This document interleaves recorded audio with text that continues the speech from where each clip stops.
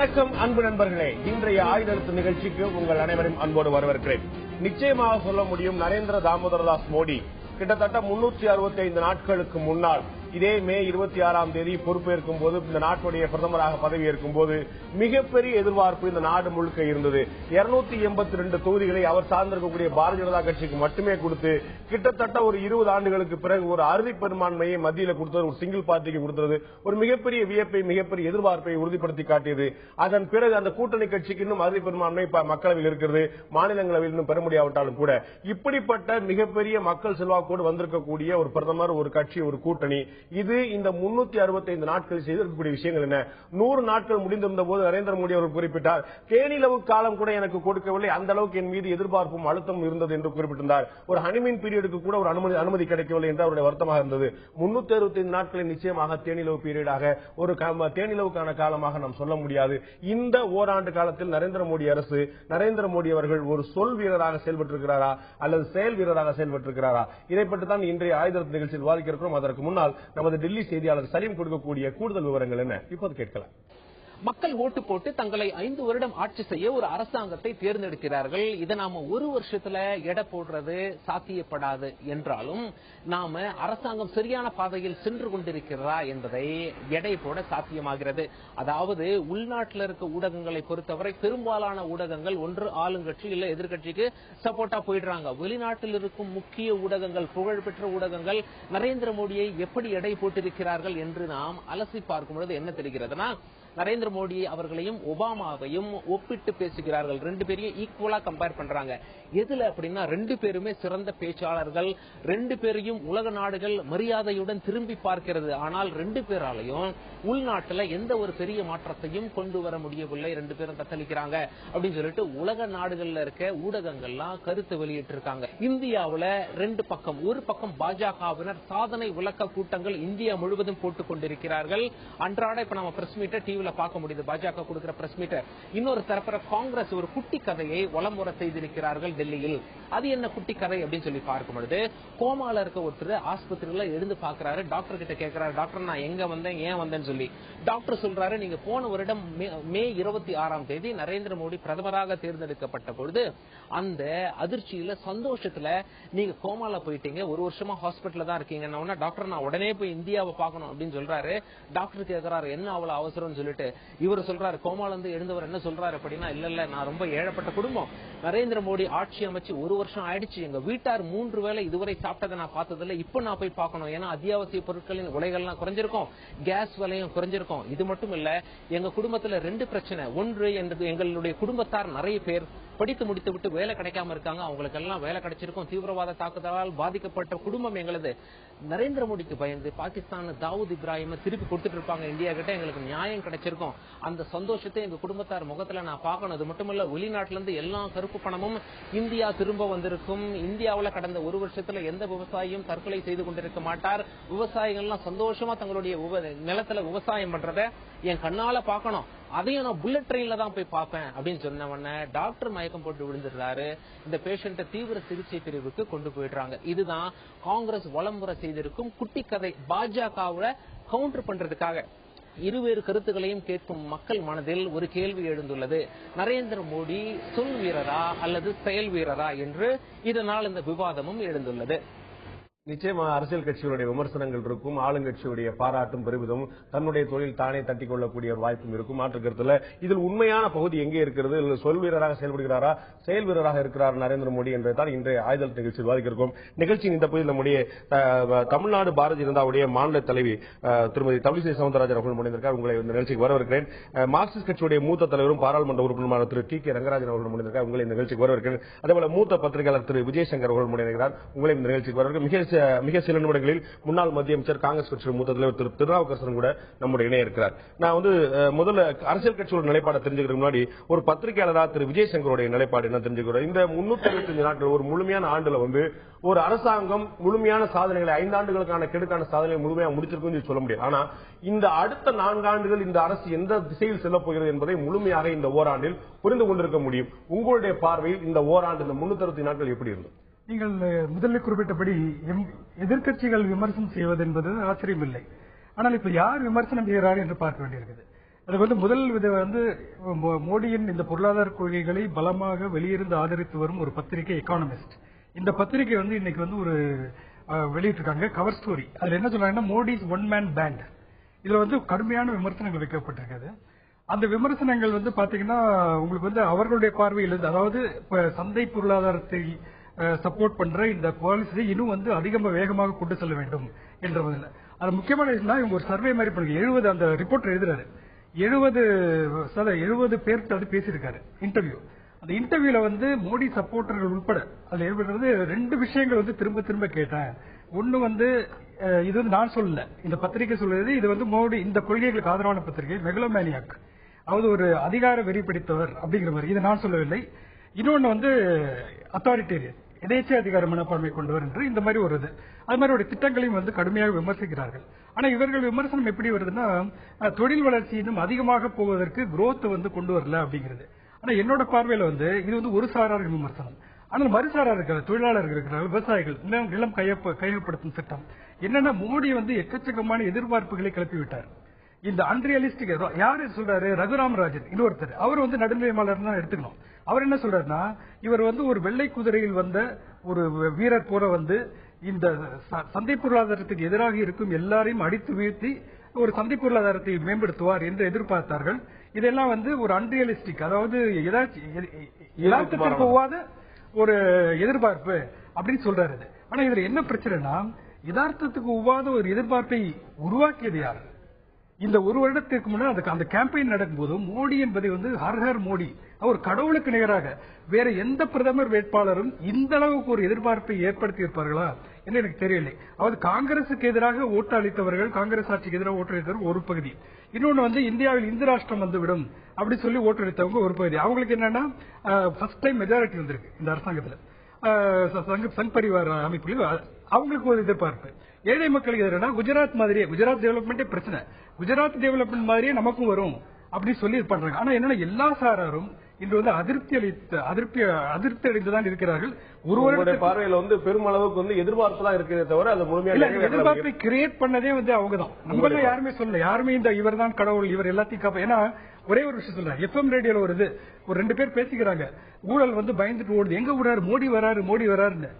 வேணா ஊழல் வரலாம இருக்கலாம், ஒரு வருஷம் தான் இருக்கு, இனிமே தான் பார்க்க போறோம். ஆனா இந்த எதிர்பார்ப்பை ஏற்படுத்திய ஒரு வருஷத்துல ஊழல் புகார் இல்லை அப்படிங்கறத கொஞ்சம் பாருங்க. காங்கிரஸ் வந்து என்ன சொல்லலாம், பட் 2004 வந்து வாஜ்பாய் அரசு தோல்வி அடைந்த பிறகு ஒரு 4 வருஷத்துக்கு பெரிய ஊழல் புகார்லாம் இல்ல. அதனால இவங்க ஊழல் செய்ய போகிறார்கள் என்று சொல்லவில்லை.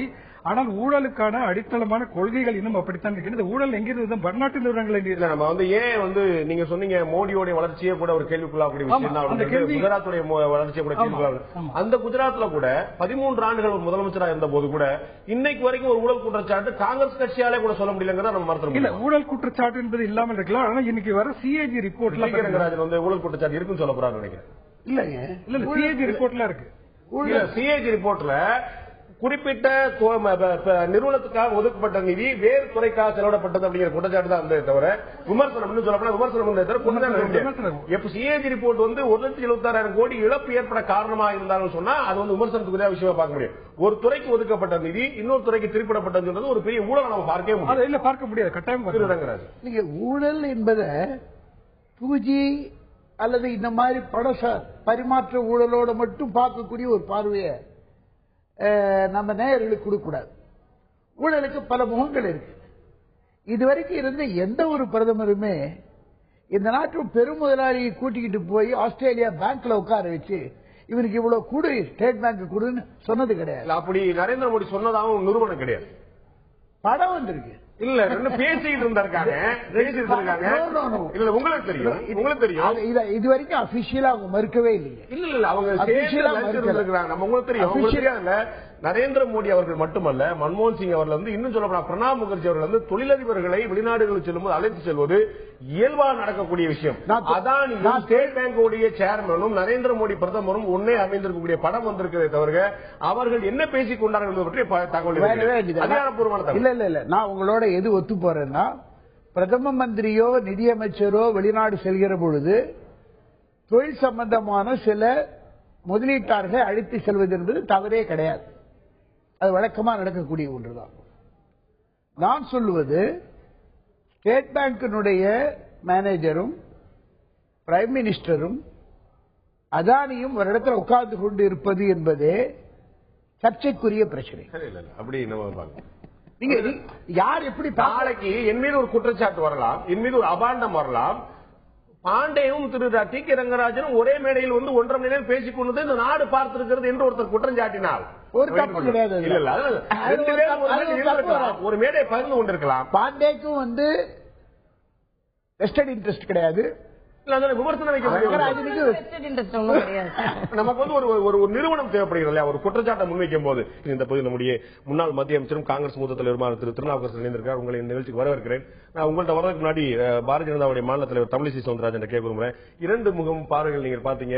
இடதுசாரி சிந்தனை ஒன்று இருந்தது, பத்திரிகையாளருடைய பார்வை ஒன்று. இரண்டுமே ஓராண்டில் எங்கள் எதிர்பார்ப்புகள் அதிகம் இருந்ததை தவிர அது நிறைவு செய்யப்படவில்லை அப்படிங்கிறதா முக்கியமான குற்றச்சாட்டு. பெருமுதலாளிகளுக்கு கவனம் செலுத்திய அளவுக்கு இந்த அரசு சாமானியர் பற்றிய பார்வைக்கு இல்லை என்று குற்றச்சாட்டு. முதலில் ஓராண்டு நிறைவை மகிழ்ச்சியோடு நிறைவாக கொண்டாடி கொண்டிருக்கிறோம். அதில் எந்தவித மாற்று கருத்தும் இல்லை. நிச்சயமாக பாரதிய ஜனதா கட்சி மட்டும் இல்ல, மக்களும் தான். இதில் அவர்கள் வைக்கும் குற்றச்சாட்டு என்ன? கார்ப்பரேட்டுகளுக்கு, அதாவது பெருநிறுவனங்களுக்கு உதவி செய்கிறார்கள் என்று. நான் இங்கே பட்டியலிட விரும்புகிறேன். முத்ரா வங்கி 20,000 கோடி முதலீட்டில் பாமர மக்கள், இதுவரைக்கும் காங்கிரஸ் ஆட்சி செய்த காலமாக இருக்கட்டும், 67 ஆண்டு காலம் இந்த பாமர மக்களை பற்றி யாருமே சிந்திக்கவில்லை. 6 கோடி மக்களுக்கு அவர்களுக்கு எந்தவித வங்கியில் உதவியும் கிடைக்காத பட்சத்தில் அவர்களுக்கு ஒரு மிகப்பெரிய திட்டம் தீட்டப்பட்டிருக்கிறது. அதே போலத்தான் ஜன்தன் யோஜனா என்பது உலக வங்கியினால் பாராட்டப்பட்டு நாம் கின்னஸ் புத்தகத்தில் இடம்பெற்று 15 கோடி மக்களுக்கு வங்கிக் கணக்கு இல்லாத மக்கள் வங்கிக் கணக்கை தொடங்கி அவர்களையும் இந்த நாட்டில் நிதி ஆதாரத்திற்குள் கொண்டு வந்திருப்பது. அதே போலத்தான் காப்பீடு திட்டங்கள். வெறும் 12 ரூபாய் ஒரு ஆண்டில் நீங்கள் கட்டினால் உங்களுக்கு 2 லட்சம் ரூபாய் கிடைக்கும் போன்ற காப்பீடு திட்டங்கள். அது கிடைக்கலையே. நான் எனக்கு ஏதாவது ஆனால் குடும்பம் நெடுத்தெருவில் நிற்கின்ற நிலைதானே இன்று இருந்து கொண்டிருந்தது. அதே போலத்தான் செல்வ மகள் சேமிப்பு திட்டம். பெண் குழந்தைகள் என்றால் வேண்டாம் என்று நினைத்துக் கொண்டிருந்த நாட்டில் இப்பொழுது செல்வ மகள் சேமிப்பு திட்டம். ஆக இவர்களுக்கு பொருளாதாரத்தில் நான் பதில் சொல்லலாம், எதில் வேண்டுமானாலும் பதில் சொல்லலாம்.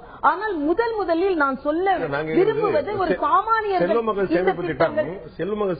நான் முதலீடு போட்டா எனக்கு வட்டி கொடுப்பாங்க. இது தனியார் நிறுவனங்கள், பொதுத்துறை நிறுவனங்கள், வங்கிகள் செய்யக்கூடிய விஷயத்தை தபால் நிறுவனம் செய்கிறது. இதே மாதிரி விஷயங்களை காங்கிரஸ் அரசு ஏற்கனவே இருந்தபோது கிசான் விகாஸ் பத்ரால இருந்து 1000 விஷயங்கள் ஏற்கனவே இருந்தது.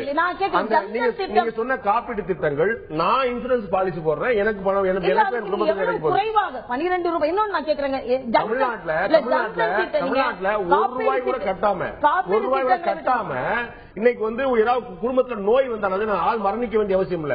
ஒரு நோய் வந்தாலே 4 லட்சம் ரூபாய் வரைக்கும் ஆண்டுக்கு குடும்பத்துக்கு வந்து இழப்பீடு கிடைக்கிறதுக்கான ஏற்பாடு இங்க இருக்கு. அதாவது நான் இதை என்ன சொல்றேன்,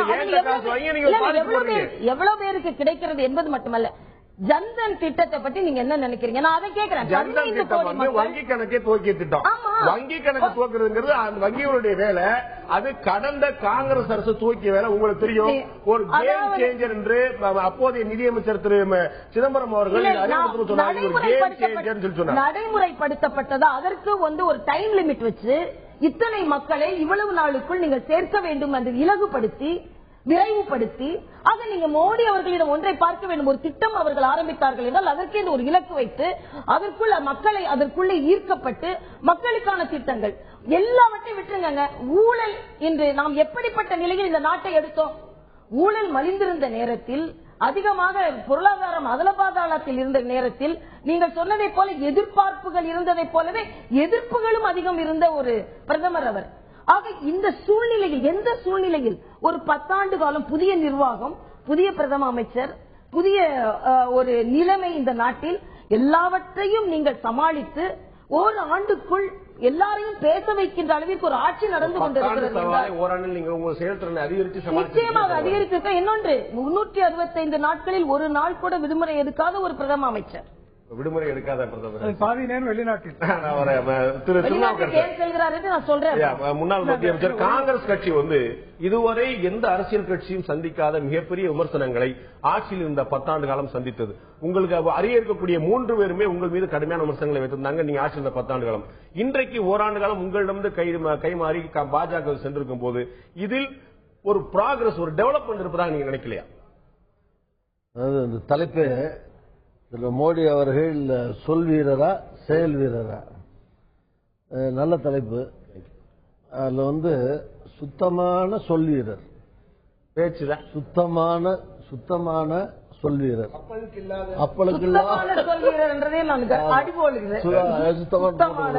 சுத்தமான சொல் வீரர், சுத்தமா பேசுறாரு, அதுல ஒன்றும் தப்பே கிடையாது. இன்னமும் பேசிட்டே இருக்காரு. தேர்தல் நேரத்தில் ஆரம்பிச்சவரு இன்னமும் மோடி அவர்களை பொறுத்த வரைக்கும் என்னுடைய பார்வையில் அல்லது பொதுவா விமர்சகர்கள் எப்படி பாக்குறாங்கன்னா, அவர் இன்னும் பிரதமர் ஆகாமல் இன்னமும் வேட்பாளர் களத்திலிருந்து ஒரு மீண்டு வராத மாதிரி இன்னும் வேட்பாளர் மாதிரி தான் பேசிட்டே இருக்காரு. இங்க பேசினாலும் சரி, உலக நாடுகள்ல மற்ற நாடுகள்ல போனாலும் சரி, அதுல ஒரு வித்தியாசம் என்னன்னா, இதுவரைக்கும் சுதந்திர இந்தியாவில் போன பிரதமர்கள் யாரும் உள்நாட்டு விஷயங்களை போய் வெளிநாட்டில் பேசுறது இல்லை, அது மரபும் இல்லை. ஆனா அந்த மரபுகளை எல்லாம் உடைத்தறிந்து இவர் போய் மரபுகளுக்கு மாறாக இங்க உட்கட்சி பிரச்சனை, இங்க இருக்கிற எதிர்கட்சிகள், இந்த உள்நாட்டு பிரச்சனைகள், உள்நாட்டில் இருக்கிற கட்சி பிரச்சனைகள் வரைக்கும் போய் வெளிநாட்டில் இன்னும் பேச்சாளராக பேசிக் கொண்டிருக்கிறாரே தவிர, செயல் பாத்தீங்கன்னா செயல்ங்கிறது இந்தியா மெயினா பாத்தீங்கன்னா விவசாய நாடு. பெரும்பாலான மக்கள் விவசாயிகள், விவசாய தொழிலாளர்கள். அங்கிருந்து சின்ன சின்ன மக்களை பத்தி யாருமே கவலைப்படல. வங்கிகள் தேசியமயம்லாம் இந்திரா காந்தி காலத்துல வங்கிகளை நாட்டுடைமை ஆக்கினதே இந்திரா காந்தி தான். இன்சூரன்ஸ் கம்பெனியை கொண்டு வந்தது காங்கிரஸ் தான். இதெல்லாம் ஆரம்பம் எல்லாமே காங்கிரஸ் விரிவாக்கங்கள் தான். இப்ப அந்த ஸ்கீம் இந்த ஸ்கீம் இல்ல தமிழ்நாட்டுக்கு புரியாத ஸ்கீமா நிறைய ஸ்கீம் சொல்லிட்டு இருக்காங்க இல்லையா, இது பூரா பலன். ஒரு எந்த திட்டமாக இருந்தாலும் திட்டத்துல திட்டத்தினுடைய அதை பொறுத்துதான் மக்கள் அதை அனுபவிக்க முடியும். 100 நாட்கள் வந்த உடனேயும் 6 மாசம் வந்த உடனேயும் காங்கிரஸ் கட்சி பிரதானமான குற்றச்சாட்டியது பாஜக அரசு ஒரு யூட்டர்ன் சர்க்காராக இருக்கிறது, அந்தர்பல்டி சர்க்காராக இருக்கிறது குற்றம் சாட்டினாங்க. அவர் சொன்ன குற்றச்சாட்டுல ஒரு முக்கியமான பாயிண்ட் என்ன, நாங்க சொன்னதை பூரா அவங்க செஞ்சுட்டு இருக்காங்க அப்படின்னு. அப்ப நீங்க விமர்சனம் செய்வதாக இருந்தால் அவர்கள் மக்களுடைய விரோத அரசாக செயல்படுகிறார்களா அல்லது காங்கிரஸ் கொள்கையை அப்படியே கடைபிடிக்கிறார்களா? இல்ல, ரெண்டும் செய்யல. காங்கிரஸ் கொள்கைகளை சில திட்டங்களை ரிப்பீட் பண்ணி வேற பெயர்களில் பண்றாங்க. 1-2 இல்ல, நீங்க கொண்டு வந்த ஜிஎஸ்டி ஆகட்டும், நீங்க கொண்டு வந்திருக்கக்கூடிய தேசிய ஊரக வேலைவாய்ப்பு திட்டமா இருக்கட்டும், நீங்க கொண்டு வந்திருக்க அந்நிய நேரடி முதலீடு சில்லறை வர்த்தகத்தில் இருக்கட்டும், எல்லாத்தையுமே இன்னும் சொல்ல போனா உங்களோட தீவிரமா இம்ப்ளிமெண்ட் பண்ணிட்டு இருக்காங்க. அப்படின்னா நிலம் ஆர்ஜித சட்டம் வச்சுங்க, காங்கிரஸ் கொண்டு வந்தது அதே தான் கொண்டு வராங்கன்னு சொல்ல முடியாது. அதுல இருக்கிற மாற்றங்கள் மக்களை பாதிக்கிற மாதிரி, விவசாயிகளை பாதிக்கிற மாதிரி, விவசாயிகள் தொழிலாளர்கள் பாதிக்கிற காலத்தினாலதான் இந்தியாவில் எல்லா ஒரு கட்சி இல்ல, காங்கிரஸ் மட்டுமா இருக்குது. எதை ஆதரிக்கிற கட்சி ஒன்று சொல்லுங்க. உங்க கூட இருக்கிற சிவசேனா கட்சி கூட்டணி கட்சி, அந்த கூட்டணி கட்சியை எதுக்குதுன்னா திட்டத்தில் பலவற்றை எதிர்த்து கொண்டிருக்கிறார்கள். ஆனால் நான் மறுபடியும் சொல்கிறேன், இந்த நில கையகப்படுத்தும் சட்டம் என்பது விவசாயிகளுக்கு ஆதரவான சட்டம். 4% 4 பங்கு அவர்களுக்கு இழப்பீடை கொடுத்து அவர்கள் வீட்டில் ஒருவருக்கு வேலை கொடுத்த பின்புதான் நிலத்தை நீங்கள் எடுக்கவே முடியும் என்ற நிலை இருக்கிறது. இல்ல, இருக்கு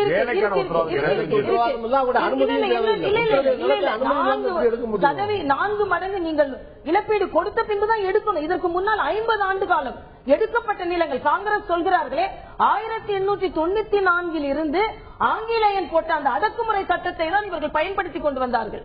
50 ஆண்டு காலம் மாற்றி கொண்டு வந்தார்கள். அதுக்கப்புறம் நாங்கள் ஆதரவு தெரிவித்தோம். எதற்கு ஆதரவு தெரிவித்தோம்? முழுமையான ஆதரவை தெரிவித்தோம். ஏன் தெரிவித்தோம்? ஏனென்றால் சில மாற்றங்களை கொண்டு வர வேண்டும். ஆனால் அது விவசாயிகளுக்கு கூட ஒரு கணக்கெடுப்பு என்ன சொல்கிறது என்றால், விவசாயிகளுக்கு அவர்கள் பகுதியில் மருத்துவமனை இல்லை, அவர்கள் பகுதியில் கல்வி நிலையங்கள் இல்லை, அவர்கள் பகுதியில் தொழிற்சாலை இல்லை என்பதால் தான் சென்னையிலும் டெல்லியிலும் மும்பையிலும் அவர்கள் சேரிகளில் வாழ்கிறார்கள். அவர்கள் பகுதியை மேம்படுத்துவதற்கான திட்டம் தான் நில கையகப்படுத்தும் சட்டம். ஒரே 1% தான் விளைநிலம் எடுக்கப்படும், வேற நிலம் எடுக்கப்படாது. இல்ல, 1% எடுப்படும் சொல்லலாம். அவங்க சொல்லுங்க, எங்களுடைய நிலம் தேவையாக இருந்தால் அரசுடைய நிலம், அது தவிர புறம்போக்கு நிலம், அது தவிர விவசாய நிலம் வச்சிருக்காங்க. விவசாய நிலம் எவ்வளவு எடுப்போங்கிற 1% குறைவாகத்தான் எடுக்க வேண்டி வரும். இந்தியாவில் தொழிற்சாலைகள், கனரக தொழிற்சாலைகள், சின்ன தொழிற்சாலைகள், மருத்துவமனைகள், பாலங்கள், அணைக்கட்டுகள் இதெல்லாம் நடந்துகிட்டு தான் இருக்கு. நில ஆட்சிகள் நடந்துகிட்டு தான் இருந்தது. ஆனா அதுல இப்ப அதுக்கு பிரச்சனை என்னன்னா, இந்த சட்டத்தின் மூலமாக பெரிய பெரிய தொழில் நிறுவனங்களுக்கு பெரிய மல்டிநேஷனல் கம்பெனி இந்தியாவில் இருக்கிற பெரிய தொழில் நிறுவனங்களுக்கு நிலத்தை எடுத்து அவர்களுக்கு கொடுத்து அவர்கள் வந்து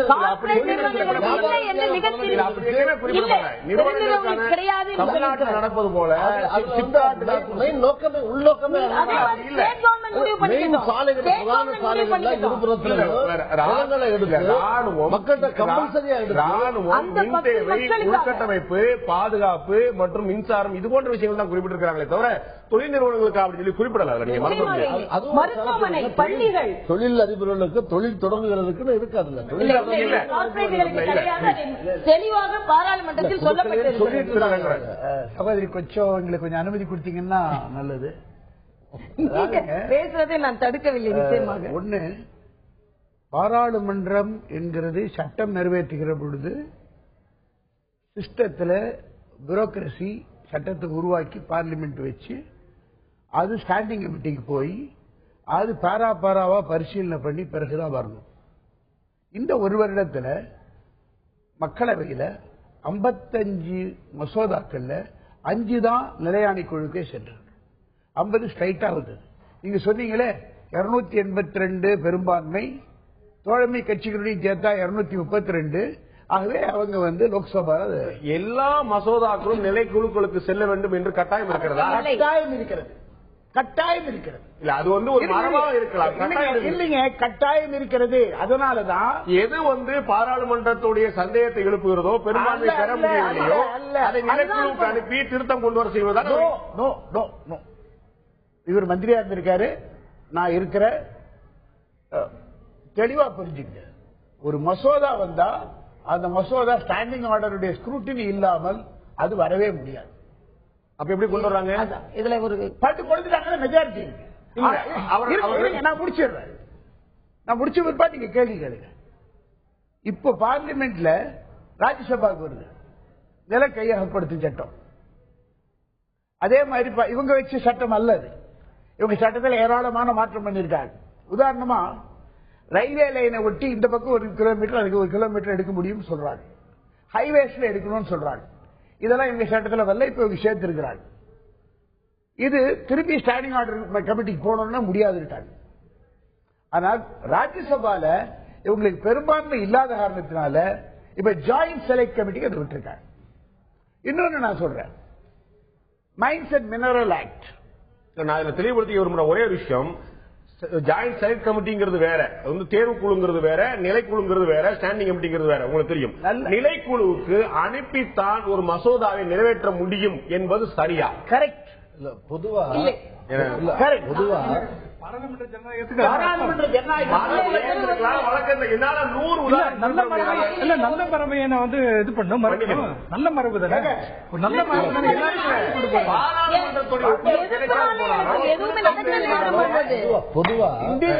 பொதுவா என்ன சட்டமா இருந்தாலும் சரி, நிதி நிலைக்குழுங்கிற ஒரு டிபார்ட்மெண்ட்டுக்கும் ஒரு ஸ்டாண்டிங் கமிட்டி இருக்கு, செலக்ட் கமிட்டி இருக்கு, ஜாயிண்ட் கமிட்டி இருக்கு. 2லயும் எம்பிஸ் இருக்காங்க, எல்லா கட்சியிலும் இருப்பாங்க, அதுக்கு சேர்மன் இருப்பாங்க.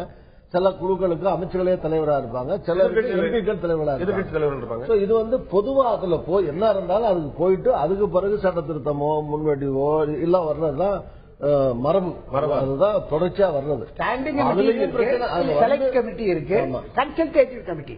அது ஒத்துடாவும் எல்லாம் வரும்போது பார்லிமெண்ட்ல மெஜாரிட்டி இன்னும் டிஸ்கஷன் ஆகி அதுலயே இல்லைன்னா ரெண்டும் கூட்டு கமிட்டி இந்த மாதிரி போற பிரச்சனைகள்.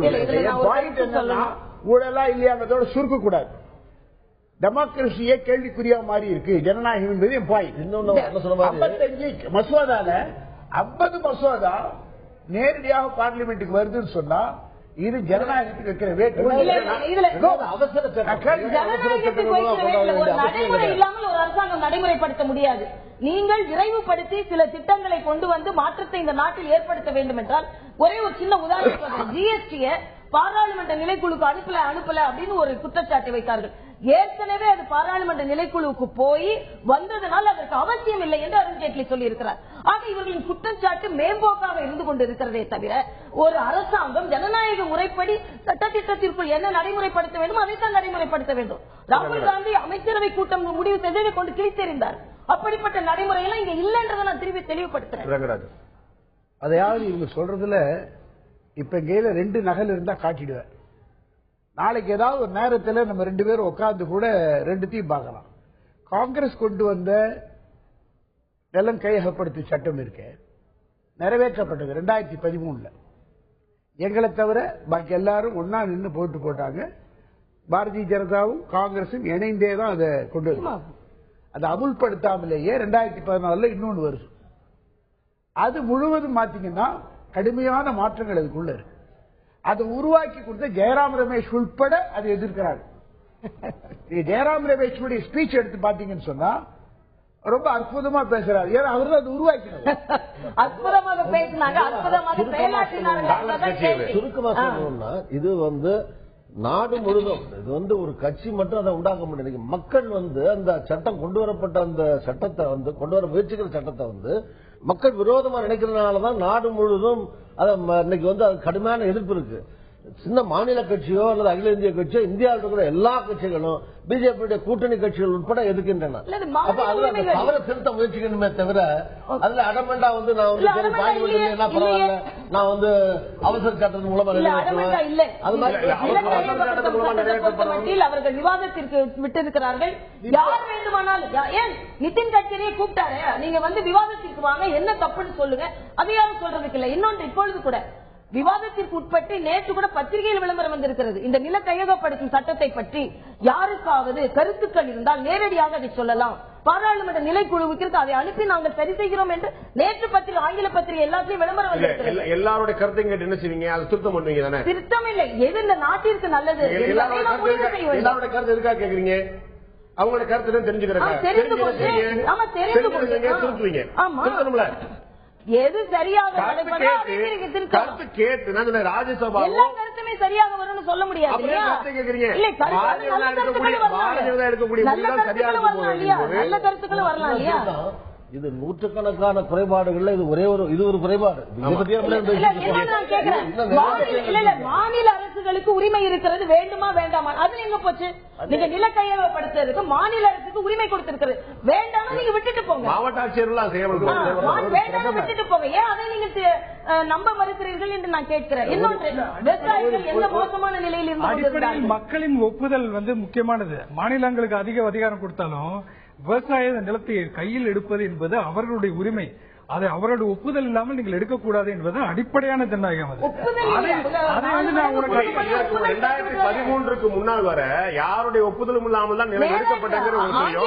அதற்கு முன்னாடி 65 வருஷமா யாருக்கும் காம்பன்சேஷன் கொடுக்கணுங்கிற அவசியம் இல்ல. காம்பன்சேஷன் கொடுக்காத நீ கோர்ட்டு போய் நியமனம் நியாயமாயிடாதுல்ல. நம்ம அதை விட மோசமான நிலைமையிலிருந்து பெட்டரான நிலைமைக்கு வந்திருக்கோம் பாக்குறது. இதுல என்ன நிலம் கையகப்படுத்த ஒரு தெளிவுபடுத்துறேன்.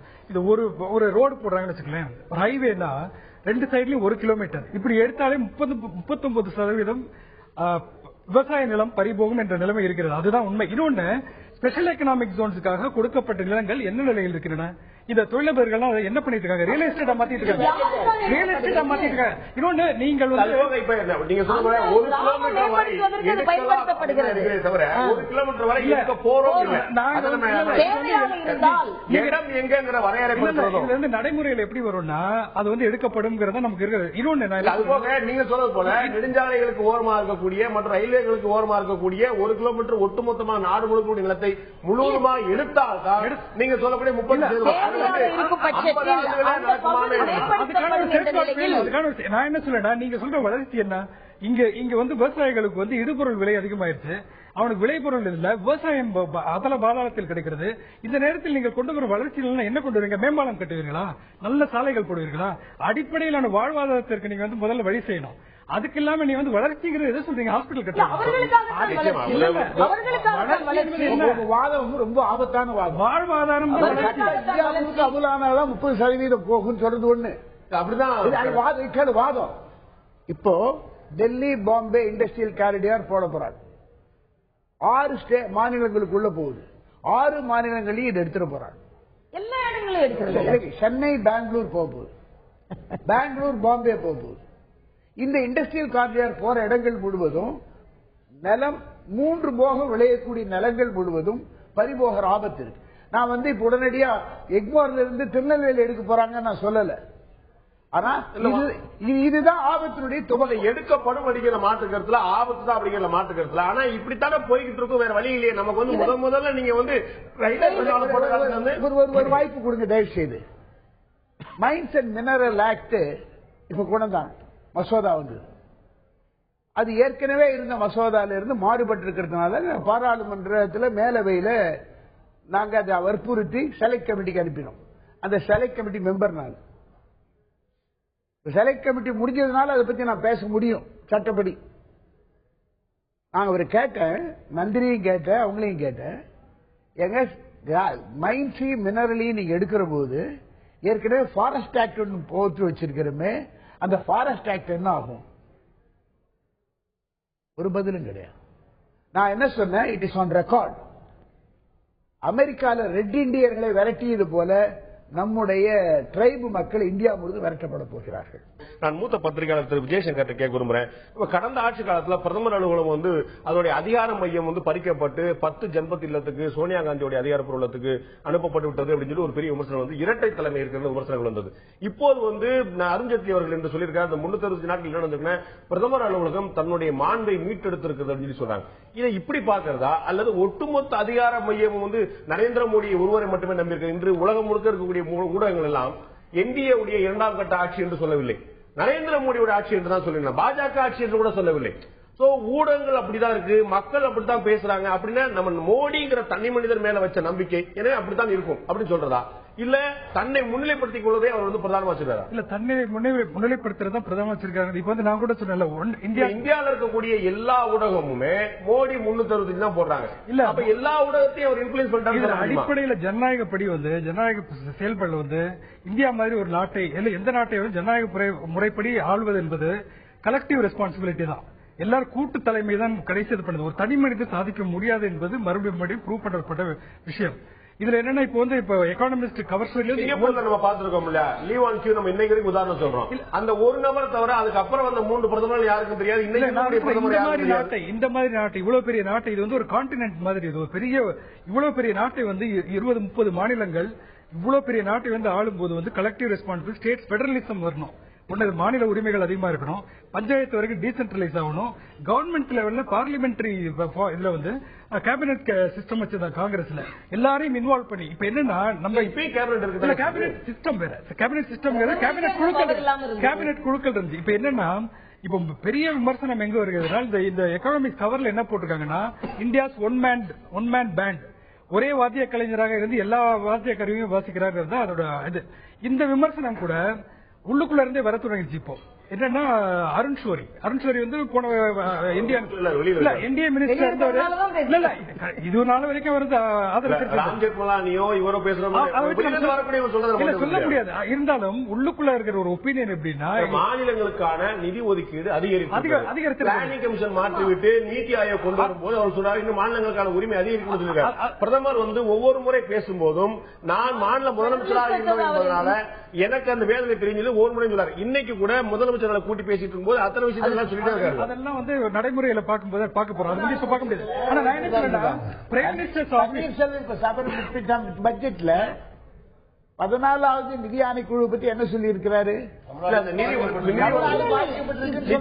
தமிழ்நாடு பாதிக்கப்பட்டிருக்கு, கர்நாடகா பலமடைஞ்சிருக்கு, பல மாநிலங்கள் இல்ல. இதுல வந்து எப்படின்னா 121% நமக்கு பங்கீடு அதிகமாயிருக்கு. இதுல நீங்க இப்ப கூட சில குற்றச்சாட்டுகளை வைக்கிறார்கள், சில துறைகளுக்கு குறைந்திருக்கிறது. இல்ல இல்ல இல்ல, இதுல எப்படின்னா மாநிலங்களுக்குள்ள முதல் கூட்டத்திலேயே என்ன சொன்னார் என்றால், மாநில முதலமைச்சர்களுக்கும் மாநிலங்களுக்கும் உள்ள பங்கு, கோஆபரேட்டிவ் பெடரலிசத்தை நான் முன்னிறுத்தி எனது ஆட்சியை நடத்துவேன் என்று தான் சொன்னார். இவர்கள் இன்று ஒரு பிரதமர் என்பது பிரதமர் கடிதத்தில் தெளிவாக குறிப்பிட்டிருக்கார், எங்களுக்கான ஒதுக்கீடு மிகப்பெரிய குறைந்தது சதவீதம் என்று வரும்பொழுது சில துறைகளை நீங்கள் பார்த்தீர்கள் என்று அப்படி குறைவாக தெரிந்தாலும் நிச்சயமாக 121 என்கிட்ட இருக்கு சதவீதம் கூடியிருக்கு. 121 அதாவது இந்த நாட்டில் இப்ப கூட இப்ப நீங்க அவங்க சொல்றாங்க இல்லையா, ஹெல்த், அதே மாதிரி பொதுத்துறை, இதுக்கெல்லாம் மாநிலத்திற்கான பங்கீடுகள் அதிகமாக கிடைத்திருக்கிறது. இதற்கு முன்னால் நீங்கள் பட்ஜெட் எடுத்து பார்த்தீர்கள், ஒதுக்கிய பங்கில் 30% பயன்படுத்தப்படாமல் இருந்தது. எல்லாத்தையும் சரி செய்து கொண்டிருக்கிறோம் என்பதுதான். அவர்கள் இன்று சுரங்கத்தை பற்றி சொல்கிறார்கள். இதுல பிரதம அமைச்சரே குற்றச்சாட்டிற்குள்ளாகி 1,86,000 கோடி இன்று கூட சுப்ரீம் கோர்ட்ல இருக்கு, வழக்கு இருக்கு. ஆனா 2,19,000 கோடி ரூபாய்க்கு அதை லாபமாக்கி இருக்கிறார்கள். அதே மாதிரிதான் ஸ்பெக்ட்ரம் 1,76,000 கோடியை 2,10,000 கோடியாக மாற்றி ஏதெல்லாம் ஊழல் என்று இருந்ததோ அதை லாபமாக மாற்றி இருக்கிறார்கள் இந்த ஆட்சியில. ஆக அதையெல்லாம் நம்ம பார்க்கணும். அதே மாதிரிதான் காரிடார் என்றால் யாருக்கு வேலை கொடுப்பதற்கு? நீங்க ரயில்வே பக்கத்துல உள்ள அந்த கிராமம், அந்த கிராமத்து மக்கள் பலன் பெற வேண்டாமா? இல்ல, நான் விவசாயியா இருந்து விவசாயம் பண்ணிட்டு இருந்தேன். என்கிட்ட நிலத்தை எடுத்துட்டு என்ன விவசாய கூலியா மாத்த போறீங்களா? கூலியாக என்று சொல்லாதீர்கள். நிச்சயமாக இல்லை. விவசாயிகளுக்கு திருப்பி நான் சொல்றேன், தரிசு நிலங்கள் எடுக்கப்படும். இடையில் 1% விவசாய நிலம் வந்தால் அதன் ஒரே ஒரு சின்ன எக்ஸாம்பிள் சொல்றேன். 1000 கிலோமீட்டர் நீங்க ரயில்வே பாதை போட்டுக் கொண்டு இருக்கிறீர்கள். 1 கிலோமீட்டர் அங்க இடையில வந்ததுன்னா இந்த 1000 கிலோமீட்டர் போடுவது யாருக்காக? நமது ஏழை விவசாய குழந்தைகள் ஏறி வருவதற்காக. மருத்துவமனைகள் யாருக்காக? நமது விவசாய குழந்தைகள் பலன் பெறுவதற்காக. விவசாயிகளுக்கு இதுல பலனே இல்லை என்று சொல்ல முடியாது. நிச்சயமாக இல்லை. வாழ்வாதாரத்தை முதல் சப்ஜெக்ட் தான் பேசிட்டு இருக்கோம். உங்களுடைய இரண்டாவது கேள்வி இரண்டாவது தலைப்பு மோடி அந்த அரசாங்கம் ஒரு தனிநபர் அரசாங்கமாக செயல்படுகிறதா அல்லது ஒரு கூட்டு தலைமையில கூட்டு முறையில செயல்படுறதா? இதுதான் இரண்டாவது தலைப்பு. நீங்க எடுத்துக்கிற தலைப்பு. இந்த தலைப்புல நீங்க ஆரம்பத்துல இருந்து பாத்தீங்கன்னா கட்சிக்குள்ளேயே என்னை பொறுத்த வரைக்கும் ஒரு கடுமையான அதிருப்தி இருக்குன்னு தான் சொல்லுவாங்க அவங்க கட்சிக்குள்ளே, பிஜேபியில. ஏன்னா இந்த கட்சின்னு பார்த்தீங்கன்னா கூட ஆட்சியில வர்ற போது நியாயமா ஒரு அத்வானி இல்லாத அரசாங்கம் வந்திருக்கவே கூடாதுன்னு சொல்லுவேன் என்ன கேட்டா. ஏன்னா மோடியை காட்டிலும் இந்த பாரதிய ஜனதா கட்சியினுடைய முகமா இருந்தது வாஜ்பாயின்னா அதனுடைய உழைப்பாக உடலாக இருந்தது கட்சி பூரா நாடு பூரா. சரத்பவாரும் அர்ஜுன் சிங்கும் பிரணாப் முகர்ஜியும் ராஜீவ் காந்தி, இந்திரா காந்தி, ஜவஹர்லால் நேரு அப்படி ஒரு குடும்பம் தானே வந்தது. இல்ல அப்படி ஒரு குடும்பம்னு இல்ல. அது நீங்க கேட்டீங்கன்னா சோனியா காந்தி அம்மா வரும்போது எடுத்த உடனே ராஜீவ் காந்தி இறந்த உடனே அவங்க வரல. அதுக்கு அடுத்து 5 வருஷம் இருந்து 5 வருஷம் ஆட்சி நடத்தி அந்த ஆட்சி தோற்று இந்த யாராவது அவங்க குடும்பத்தில இருந்து திருப்பி வரணும், இந்த கட்சி ஒரு ஒற்றுமைப்படுத்தணும், பலப்படுத்தணும், அவங்களுடைய தலைமை தேவைன்னு கேளுக்கிற கட்டாயத்துல நாளா இருந்த ஆட்சி ஒரு 10-12 மாநிலத்தில் கொண்டு வந்தாங்க. ஆட்சிக்கு வந்தது அது அவங்க பண்ண தியாகங்கள் கஷ்டங்கள்லாம் இருக்காங்க. நான் சொல்ல வந்தது குடும்பத்திலிருந்து வந்தாங்களா அல்லது இதே மாதிரி இவர் குஜராத்ல இருந்து சிஎம் அந்த கேள்வி இல்ல. யாரையெல்லாம் விட்டுருக்காருங்கிறது தான். யார விட்டுருக்காருங்கிறது. அவர் வந்தது தவறுன்னு சொல்ல யார் வேணாலும் ஜனநாயக நாட்டில் வரலாம். நரேந்திர மோடி தானே பிரதமர் வேட்பாளர் இருக்கப்பட்டாரு. நான் சொல்றது அமைச்சரவையில அத்வானி போன்ற மூத்தவர்களுக்கு ஒரு இடம் கொடுத்திருக்க வேண்டாம்ங்கிறது எல்லா குடும்பங்களுடைய கேள்வி. முடிக்கல அமைச்சராக வேண்டும் அது என்னுடைய கையிலே இல்லை என்று பிரதமர் இருக்கிறார். இல்லங்க அது ஒரு ஜனநாயக அமைப்புல தவறே கிடையாது. ஒரு கட்சி ஜனநாயக அமைப்புல பிரதமர் பவரா இருக்கலாம், சூப்பர் பிரதமர் இருக்க கூடாது. அதுதான் இங்க நடந்தது. நாட்டுல ஒரு ஜனநாயக கட்சியினுடைய தலைவர் அதிகாரத்தை டே டு டே அட்மினிஸ்ட்ரேஷன் நாட்டை ஆளக்கூடியது பிரதமர்னா அந்த கட்சியினுடைய தலைவர் அதனுடைய கொள்கைகளை சொல்றதுக்கோ அல்லது கட்சியுடைய தலைவர் சொல்லிட்டா பரவாயில்ல, திமுக தலைவரும் ஜனதா கட்சியோட தலைவரும் லாலு பிரசாத் யாதவ் அவர்கள தீர்மானிச்சு அவங்க கட்சியில் தீர்மானிக்கும். அந்த காங்கிரஸ் யார் அப்படிங்கிறத அமைச்சர் என்னால் முடியவில்லை, வேறு வழி இல்லை என்ற கூட்டணி வாஜ்பாயே இருந்தாரு, 13 கட்சி வச்சிருந்தாரு. வாஜ்பாய் மத்த திமுக யாருங்கிறத வாஜ்பாய் செலக்ட் பண்ணல. திமுக தலைவர் தான் எங்க கட்சியில நேரம் போடுங்கன்னு கொடுப்பாரு. ஆமா, சிவசேனால பால் தாக்கரே தான் கொடுப்பாரு, எங்க கட்சியில நேரம் மந்திரியா போடுங்கன்னு கொடுப்பாரு. அது பிரதமர் நான் தான் பிரதமர், உங்க கட்சியில நான் எடுப்பேன் மந்திரி, நான் சொல்றாரு தான் மந்திரி. சப்ஜெக்ட் மறுபடியும் நான் நியமிக்க விருப்பப்படவில்லை, காரணமாக நியமித்தேன். அந்த சப்ஜெக்டே வேற. நான் சொல்ல வந்ததே வேற, டைவர்ட் ஆகி போகுது. அதாவது ஜனநாயக நாட்டில் என்னென்ன நடைமுறைகளோ அந்த நடைமுறைகள் பின்பற்றி தான் பண்ண முடியும். அது பிரதமர்களுடைய ப்ரொரோகேட்டிவ்னா கூட கூட்டணி அமைப்புன்னு வர்றபோது கூட்டணி கட்சி தலைவர்கள் சொல்றாலும் மந்திரி ஆக்க முடியும். அது பிஜேபி இருந்தாலும் அப்படிதான். நான் சொன்ன அந்த பாயிண்ட் எப்படின்னா இவர் ஆரம்பமே வாஜ்பாய்னு வர்ற போது வாஜ்பாய்க்கும் அத்வானிக்கும் 1000 கான்ட்ரடிக்ஷன் இருக்கலாம், முரண்பாடுகள் இருந்திருக்கலாம். ஆனா அவர் வந்து துணை பிரதமராக தன்னை வச்சுக்கிட்டு அவருக்கு முழுமையான அதிகாரம் கொடுத்து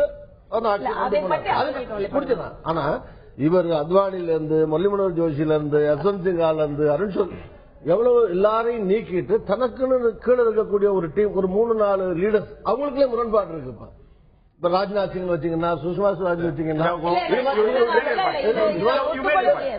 இது யதார்த்தம். நான் சொல்றேன், இந்த மாதிரி சூழ்நிலைகள்ல அவர் எடுக்கிற போது முழுமையா எடுத்தார். ஒண்ணு. ரெண்டாவது, அதிகாரங்கள்னு பாக்குற போது இந்த அமைச்சர்கள் வந்து இப்ப தமிழ்நாட்டில் வந்து எப்படி முழுமையா ஜெயலலிதா கையில தான் அதிகாரம் இருக்கு, எப்படி அமைச்சர்கள் டம்மியா இருக்காங்களோ அதே மாதிரி நான் நிச்சயமா சொல்லுவேன், எல்லாமே மோடி தான். மத்தவங்க டம்மி ஒரு அரசாங்கம் தான் செயல்படுது. அது மாதிரி ஒரு சிங்கிள் நபர் அவருடைய தலைமையில தான் ஆட்சிங்கிற முறையில தான் நடக்குதே தவிர ஒரு சர்வாதிகார முறையில ஆட்சி நடக்குது. ஒரு கேள்வி இடைவெளிக்கு முன்னாடி அவங்க கேட்டிருந்தாங்க, கேபினெட் கூடி முடிவெடுத்த விஷயத்தை கட்சியுடைய துணைத் தலைவராக இருக்கக்கூடிய ராகுல் காந்தி பொதுமக்கள் மத்தியில கிளி தெரிஞ்சு விட்டு இது வந்து கூடாது சொன்னார். பிரதமர் இருக்கக்கூடிய மன்மோகன் சிங் பிளைட்ல வந்துட்டு சொன்னார், எந்த பக்கம் காத்தடிக்குதுன்னு தெரியல, நம்ம பாப்போமே அப்படின்னார். கேபினெட் கூடி நிறைவேற்றிய ஒரு சட்டத்தை கிளி தெரிஞ்சுட்டா ராகுல் காந்தி, அவர் கேபினெட்ல இல்ல. இதை நீங்க ஜனநாயகம் சொல்றீங்களா? பிரதமருக்கு அதிகாரம் சொல்லுவீங்களா? அமைச்சரவைக்கு அதிகாரம் சொல்லுவீங்களா? எவ்வளவோ பெரிய தலைவர்கள் இருந்தாலும் அமைச்சரவையில கூடி அமைச்சர்கள் எடுக்கிற முடிவுகள் பூரா அது வந்து முழுமையான சரியான சொல்ல முடியாது.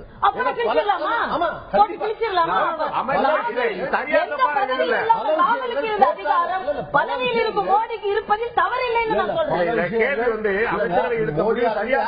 என்பதல்ல, ஒரு அமைச்சர் முடிவெடுக்கக்கூடிய அதிகாரம் அமைச்சரவைக்கு இருக்கிறதா, ராகுல் காந்தி இருக்கிறதா? சொல்ற உரிமை ஒரு கட்சி தலைவர்கள் இருக்கிறது. சட்டபூர்வமா தப்புன்னா கோர்ட்ல திருத்த முடியும். இல்ல கொள்கை ரீதியான மாற்றம்னா அந்த கட்சியுடைய தலைவர் திருத்த முடியாது, தவறு கிடையாது.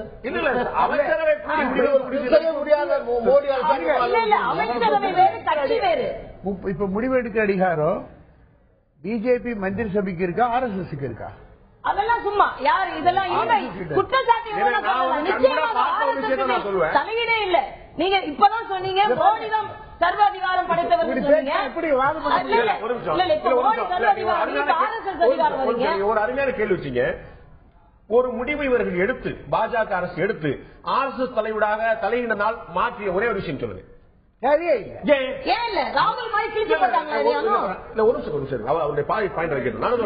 நம்ம கண்முன்னா பார்த்த ஒரு விஷயம், மக்கள் பிரதிநிதித்துவ சட்டத்தில் வந்து ஒரு மாற்றத்தை கொண்டு வந்து கேபினெட் கொண்டு வந்துச்சு, அது வந்து கிழிச்சு போட்டார் ராகுல் காந்தி. அப்படின்னு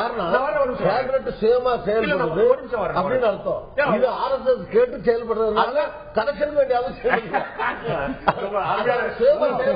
அதாவது இந்த வாதத்தை மக்கள் சுத்திரமாக இந்த ஓராண்டு காலத்துல பாஜக அரசு ஒரு சட்டம், ஒரு மசோதா கொண்டு வந்து அதை RSS மாற்றியது என்று RSS ஸ்க்ரூட்டினி இல்லாமல் எதுவும் வருவதே கிடையாது. என்ன அதிகாரம், என்ன ஆதாரம் தெரியும். FDI இருந்து எல்லாத்தையும் BMS இருந்து உங்களுக்கு தொழிலாளி யூனியன் BMS இருந்து பிஜேபியோட யுவ மோர்ச்சால இருந்து பல விஷயங்கள் எதிர்த்துட்டு தான் இருக்கிறாங்க. இன்னைக்கும் RSS உடைய நேரடியா பரிவாரக்கூடிய மற்ற எதிர்த்து இருக்கா, உங்களுக்கு தெரியாத விஷயம் இல்ல. கட்சியினுடைய அமைப்பு பொதுச் செயலாளர் அது கட்சியிலேயே பொதுமக்களிடையோ அரசியல் வாழ்க்கையிலேயோ அனுபவமே இல்லாத RSS மட்டும் முழுமையான பயிற்சி பெற்ற ஒருத்தர் தான் திடீர்னு வந்து அமைப்பு பொதுச்செயலாளராகி அவனா இந்தியா கட்சியை நடத்துவாங்க.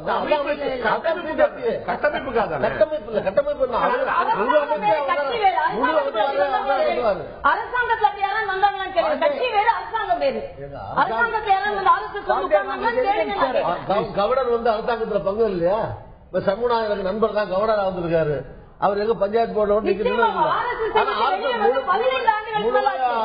20 ஆண்டுகளுக்கு முன்னால வெளியே வந்துட்டாரு.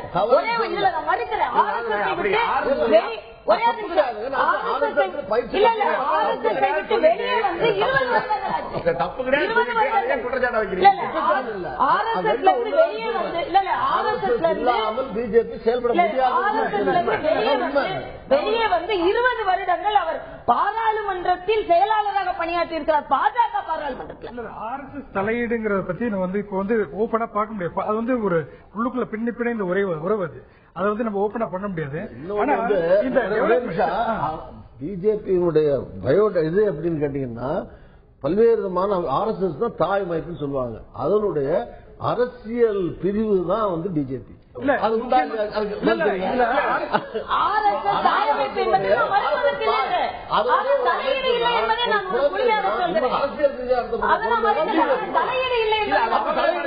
அம்மா பிள்ளைன்னு சொன்ன பிறகு தலையீடு இல்லாம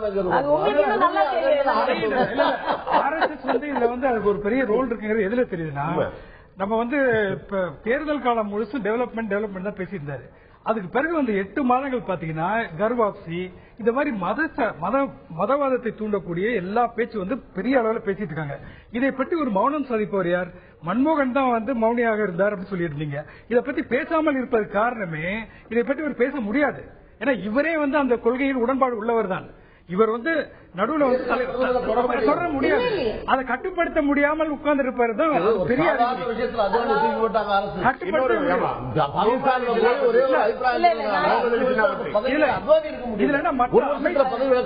மற்ற அமைச்சர்களை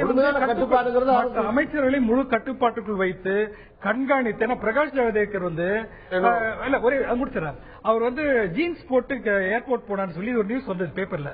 ஜீன்ஸ் டி ஷர்ட் போட்டது இது நம்ம நாட்டு உடை இல்லன்னு சொல்லி திரும்ப வீட்டுக்கு வர வச்சு பண்ணாங்க. அது வேற இல்ல, அப்படி இல்ல. அது வந்து இல்ல, வெளிநாட்டுல போகும்போது இப்படி கேஷுவல் ட்ரெஸ்ல போவாங்க. அமைச்சர் அப்படிங்கிற மறந்துடாதீங்க. இல்ல, அமைச்சர்கள் அப்படி இருக்கலாம், அது வேற. ஆனா அமைச்சர்களை வந்து பியூரோகிராட்ஸ் கூட அதிகாரத்தை கொடுத்துட்டு அமைச்சர்களை இவரை கட்டுப்பாட்டில் வைத்திருப்பவர் ஆர்எஸ்எஸ் சார்ந்த எல்லா இவர்களும் வந்து என்ன வேண்டாலும் பேசலாம்.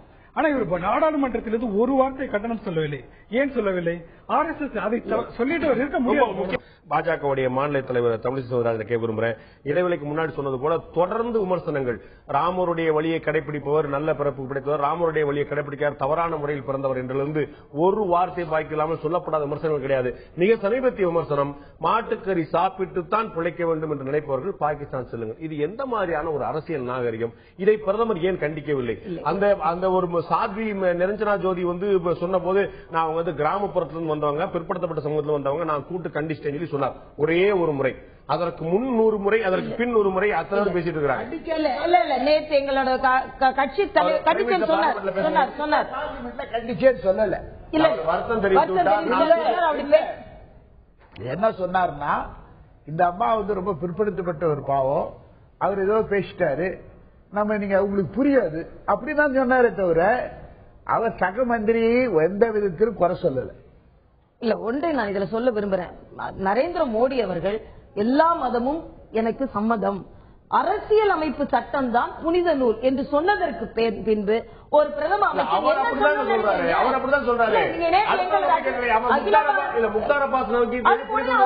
சொல்லியிருக்கிறார், அப்படி சொல்லியிருக்க கூடாது அப்படின்னு சொல்லியிருக்கிறாரு.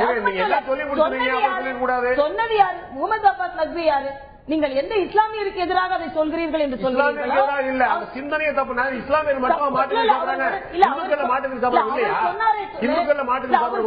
தவிர அருண்ஜேட்லியுடன் அப்படி சொல்லியிருக்க கூடாதுன்னு சொல்லியிருக்கிறாரா இல்லையா? எல்லாவற்றிற்கும் பிரதமர் தான் மறுப்பு சொல்லணும். எங்கள் அகில பாரத தலைவர் நேற்று கோரிக்கை வைத்திருக்கிறார், அதாவது பல பேர் இந்த ஒரு கட்சியில் இருக்கும் பொழுது சில பேர் சில கருத்துக்களை பேசலாம். ஆனா எங்கள் அகில பாரத தலைவர் தெளிவாக சொல்லி இருக்கிறார், இப்படிப்பட்ட உணர்ச்சியை தூண்டும் கருத்துக்களை யாரும் பேச வேண்டாம் என்று அகில பாரத கட்சி தலைவர் சொல்லி இருக்கிறார். ஆனா அவர் பேச்சு கேட்கலையா? விளக்கம் கொடுப்பதை விட சொல்றாரு. அதிகாரப்பூர்வமான கருத்து என்று வரும்போது மாநில தலைவரிடமோ இல்லை என்றால் செய்தி தொடர்பாளர்களிடம் வருவதுதான். ஆக நாங்க வந்து அவர்களை ஆதரிக்கவில்லை.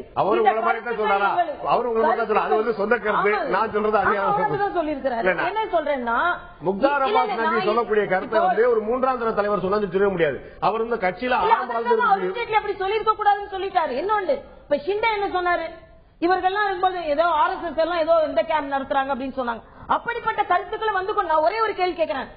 ஒரு கம்யூனிஸ்டை சார்ந்த ஒரு சகோதரர் பணத்து மேல படுத்து கிடந்தார், அப்ப அவங்களோட கொள்கை எல்லாமே அதே மாதிரிதான் கேரளால சொன்னாங்க, எதிரிகளை நாங்கள் கொலை செய்வோம் சொன்னாங்க. அப்ப அது அவங்களோட கருத்துக்களா? சில நேரங்களில் சில பேர் சில கருத்துக்களை பேசிவிடுகிறார்கள். அது எங்களுக்கு ஒப்புதல் இல்லை என்று அகில பாரத தலைவரும் நரேந்திர மோடி அவர்கள் அரசியலமைப்பு சட்டம் தான் எங்களுக்கு புனித நூல் சொன்னதுக்கு அப்புறம் என்ன சொல்லணும்? தேர்தலுக்கு முன்னாடி சொல்லிட்டு இருக்கிறார், நடைமுறையில் அப்படி இருக்காங்க. என்ன கலவரம் இப்ப வந்திருக்கு நான் கேட்கிறேன். அமைதியாக இந்த நாடு நிச்சயமாக வராது என்று என்று நான் சொல்றேன். காங்கிரஸ் ஆட்சி காலத்தில் மதக்கலவரங்கள் அதிகமாக வந்தது. ஒரே விஷயம் எப்படின்னா, நீங்க வந்து அங்க இருக்கிற நாடாளுமன்ற உறுப்பினர்களோ கட்சியில் இருக்கிற முக்கியஸ்தர்களோ ஒரு சில பேர் தவிர புதுசா வந்தவங்க எல்லாம் யதார்த்தமா மாறி கீறி வந்தவங்களை தவிர பெரும்பாலும் RSS பயிற்சியினுடைய அடிப்படையில் வந்தவர்கள் தான் அங்க வந்து அமைச்சர்களா இருக்கட்டும் அல்லது பாத்தீங்கன்னா ஆரம்பத்துல மாணவர் அமைப்பிலிருந்து வந்திருப்பாங்க. மாணவர், இளைஞர், மாநிலத்திலிருந்து அகில இந்திய அளவில் வந்துதான் வந்திருப்பாங்க. ஒரு நிலைக்கு வரும்போது பெரும்பாலான பேக்ரவுண்ட் பாத்தீங்கன்னா எல்லாரும் VSP, RSS இதுலதான் 95 ஆமா ஒரு 5% அது சம்பந்தம் அருண் சோரி மாதிரி ஆட்கள் அல்லது தமிழிசை மாதிரி சகோதரி மாதிரி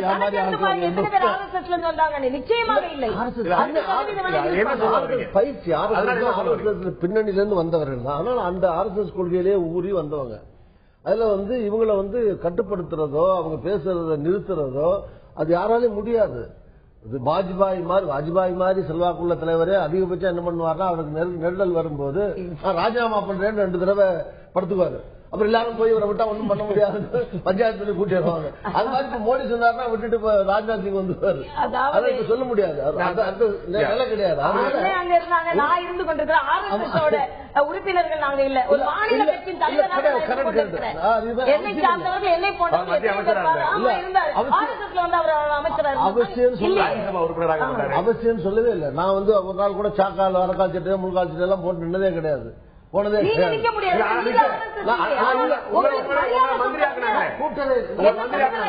அதுதான் சொல்ல வந்தேன். நல்ல சொல்ல வந்தது டைவர்ட் ஆயிடுறோம். நான் சொல்ல வந்தது 95% எங்களை மாதிரி ஆட்கள் இருக்காங்க. RSS பயிற்சியோட வர்றவங்க தான் பெரும்பாலானவர்கள். கட்சியிலையும் சரி ஆட்சியிலும் மாதிரி எத்தனை பேர் எத்தனை மாநிலங்கள் மட்டும் இல்ல, நீங்களா தொடர்பு இல்லாம வந்து சொல்லலாம். இன்னொரு விஷயம் கடந்த ஆட்சியில் இருக்கும் போது சர்வதேச பத்திரிகைகள் வந்து மிக மோசமாக நம்முடைய பிரதமரை விமர்சனம் செய்திருந்தால் அண்டர் அச்சீவர் என்று ரேப்பர் ஸ்டோரி எல்லாம் போட்டு டைம் மாறிய பத்திரிகை எல்லாம் விமர்சனம் பண்ணாங்க.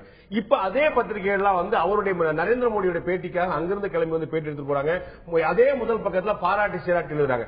இந்த டிராஸ்டிக்கான மாற்றம் சர்வதேச அரங்கில இந்தியாவை தலைநிவரை செய்யக்கூடிய முயற்சி வெற்றி பெற்றுதான் நினைக்கிறீங்களா, இல்லாட்டி இது ஒரு விரும்பின ஒரு அரசியல் படம் காட்டக்கூடிய ஒரு முயற்சி தான் நினைக்கிறீங்களா? சீனாவுக்கான பயணம், அமெரிக்காவுக்கான பயணம், அண்டை நாடுகளுடைய பயணம், தெற்காசிய நாடுகளுக்கான பயணம், இதெல்லாம் வந்து ஒரு பெரிய மாற்றத்தை கொண்டு வரணும்னு நினைக்கிறீங்களா? பெரிய மாற்றத்தை கொண்டு வராது. நான் விருப்பு இல்லாம பேசுறேன். விஜயசங்கர் காட்டின பத்திரிகை வந்து ஒரு வேர்ல்டுல டாப் பத்திரிகை, எக்கானமிஸ்ட். அந்த எக்கானமிஸ்ட்ல வரக்கூடிய ஆர்டிகல் என்ன சொல்லுது? விஜயசங்கர் சொன்னார், மோடியோட கொள்கை என்பது பெரிய அளவுக்கு சந்தை பொருளாதாரத்தை நோக்கி செல்கிற பொழுது அதற்கான முதலீடுகள் இன்று வெளிநாடுகளில் இருந்து கொண்டு வரப்படுகிறது.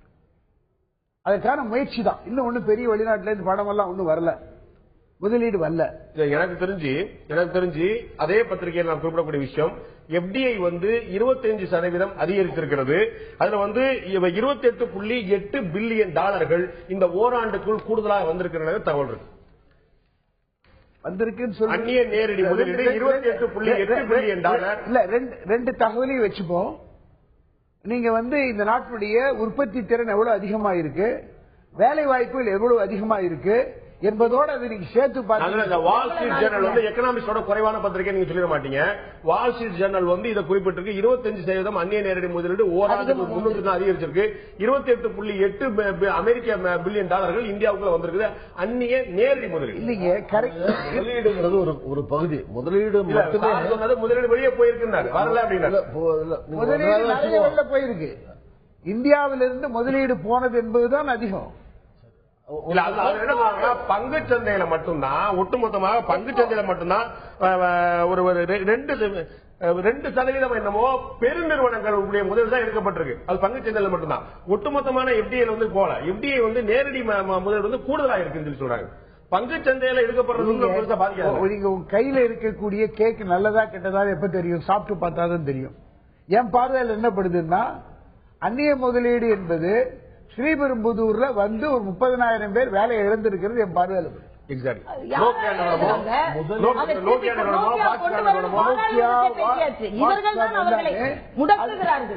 தொழிலாளர்கள் மூலமா எத்தனை லட்சம் இளைஞர் நாட்டுல வந்து வேலையில்லாத ஒரு வருஷம் இருக்கு.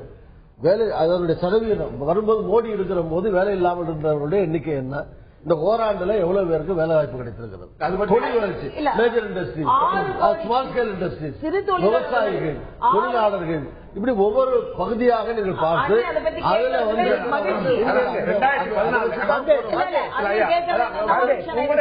சொல்லுறேன். 2014 index of industrial product growth வந்து 2014 0.1% மைனஸ்ல இருந்தது.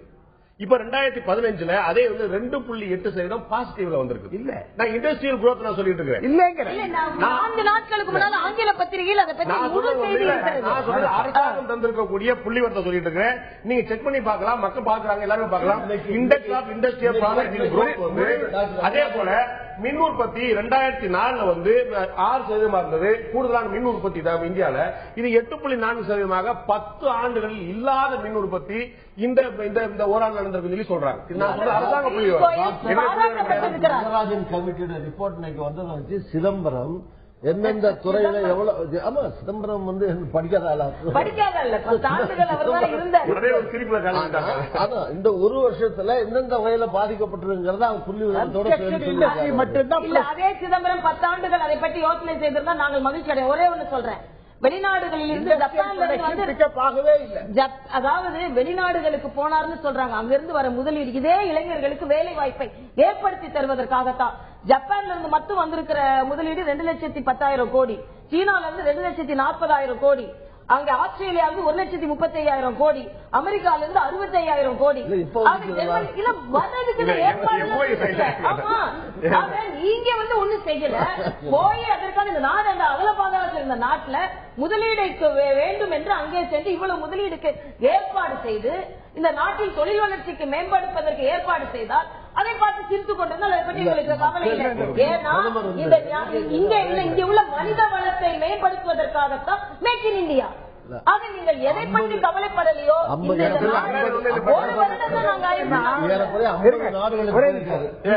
நீங்க சொல்றதெல்லாம் உண்மைன்னு சொன்னா ரகுராம் ராஜனுடைய ஸ்டேட்மெண்டோ அல்லது இன்னைக்கு எக்கனாமிக்கல் அட்வைசர் சுப்பிரமணியமா அவர் பேர் என்ன, அரவிந்த் சுப்பிரமணியத்தினுடைய ஸ்டேட்மெண்டோ கன்ஃபார்ம் பண்ணணும். 2 பேருடைய ஸ்டேட்மெண்ட்டும் இன்னைக்கு வந்திருக்கிறதுல கன்ஃபார்ம் பண்ணல. இல்ல நான் சொல்லக்கூடியதுமே ஒவ்வொரு செக்டார் விஷயம் தான், பப்ளிக் டொமைன்ல தான் நான் வைக்கிறேன். இது வந்து ஏற்கனவே இருக்கக்கூடியதா நான் சொல்லக்கூடிய புள்ளிவரங்களும் நீங்க எப்படி ஒரு எக்கனாமிக்ஸ் ஜேர்னல் கோட் பண்ணீங்களோ எக்கனாமிக்கல் அட்வைசர் அரவிந்த் சுப்பிரமணியத்தினுடைய ஸ்டேட்மெண்ட் இருக்கு. இன்னைக்கு தொழிலதிபர்களே வந்து மந்த நிலைமை அதுக்கு முன்னாடி தொழிலதிபர்களுக்காக ஆதரவு நாங்க கான்ஃபெடரேஷன் ஆஃப் இண்டஸ்ட்ரீஸ் என்ன சொல்றாங்க, no big bank investment under Modi government.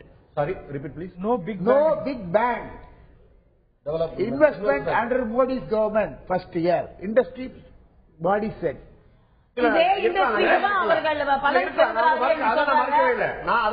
நான் சொல்லக்கூடிய விஷயம் மின் உற்பத்தியில வந்து இதுக்கு முன்னாடி 10 ஆண்டுகள் இல்லாத ஒரு வளர்ச்சியை பெற்றிருக்குது. வேலைவாய்ப்பு பண்ணிருக்காங்க, அந்நிய நேரடி முதலீடு அதிகரிச்சு. இதை தான் நான் சொல்றேன். இவங்க சொல்றது இந்தியாவோட இன்வெஸ்ட்மெண்டா இல்லாட்டி இந்திய நிறுவனங்களோட இன்வெஸ்ட்மெண்ட், சிஐ வந்து இந்தியா பத்தி தான் பேச நினைக்கிறேன், எஃப்டிஐ பத்தி பேசாத நினைக்கிறேன். 30,000 கோடி தமிழகத்திற்கு மட்டுமே மின் உற்பத்திக்காக கொடுக்கப்பட்டிருக்கிறது. தமிழகம் மின்மயமாக போகிறது. சிஇஓஸ் பத்தி ஒரு ஒப்பீனியன் போல் பண்ணிருக்காங்க. அதுல வந்து என்னன்னா நெகட்டிவான ஒப்பீனியன் வந்தப்போ ரத்தன் டாடா என்ன சொல்றாருன்னா இன்னும் கொஞ்சம் டைம் கொடுங்க சொல்றாரு. அவர் ரொம்ப பெருமையா வந்து ரொம்ப நல்லா இருக்கு அப்படின்னு சொல்ல, ரத்தன் டாடாவே என்ன சொல்றாரு, இன்னும் கொஞ்சம் டைம் கொடுங்க. ஆனா தீபக் பரேக் HDFC உடைய சேர்மன், அவர் வந்து industry voice of the industry, அவர் வந்து இப்போ வந்து கம்ப்ளைண்ட் பண்ணது 2-3 விஷயங்கள். தொழிலதிபர்கள் என்னத்தை கம்ப்ளைண்ட் பண்ணா, ஒன்னு இந்து growth rate சொல்லிட்டு நீங்க வந்து இந்துத்துவ எலிமெண்ட் நீங்க விடுறது சரியில்லைங்கிறாங்க.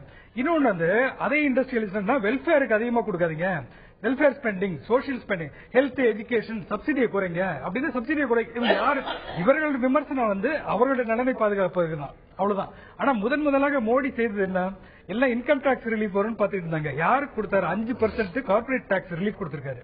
அதே மாதிரி 5,40,000 கோடி மறுபடியும் பட்ஜெட்ல, சிதம்பரம் பட்ஜெட்ல இருந்த மாதிரி தொழிலதிபர்களுக்கான இதுதான். என்னன்னா இவ்வளவு சலுகைகள் வாங்கிட்டு இவர்கள் எந்த அளவுக்கு வேலை வாய்ப்பு உற்பத்தி செய்கிறார்கள், எந்த அளவுக்கு டெக்னாலஜியை கொண்டு வந்திருக்காங்க.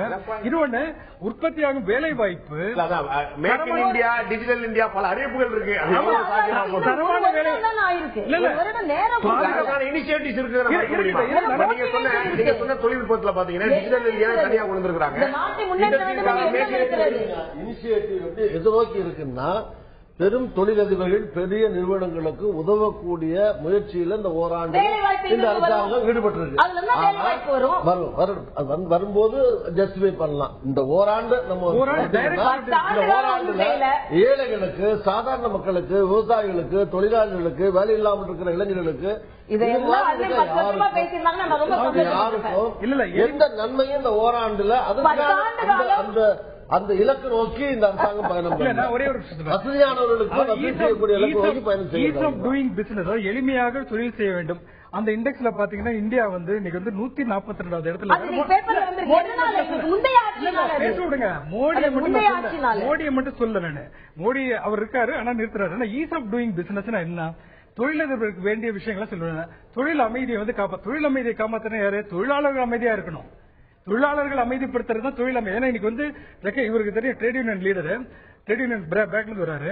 ஒரு ரெஜிஸ்டர் ட்ரேட் யூனியன் ரெஜிஸ்டர் பண்ண முடியாது இன்னைக்கு. ரெஜிஸ்டர் பண்றது கூட பிரச்சனையா இருக்கு. ஈஸ் ஆஃப் டூயிங் பிசினஸ் சொல்லிட்டு தான் லேண்ட் எடுத்து கொடுக்குறாங்க.